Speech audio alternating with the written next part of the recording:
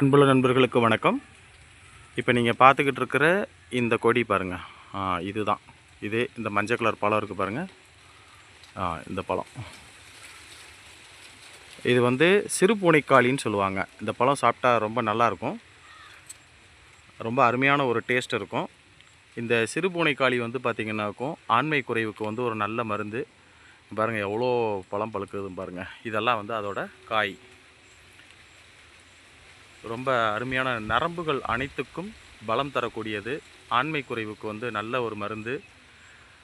ஏன்னா இதில் விதைகள் ரொம்ப அதிகமாக இருக்கும். ரொம்ப அற்புதமான ஒரு மூலிகை சிறுபூனைக்காளி அப்படின்றது. எல்லா பேரும் இந்த மாதிரி பழங்களை எல்லாம் குழந்தைங்களுக்கு கொடுங்க. இந்த பழம் எப்படி இருக்கும் அப்படின்னு பார்த்தீங்கன்னா, மலைகளில் நீங்கள் வாங்குகிற தாட்பூட்டுன்னு ஒரு பழம் இருக்கும்.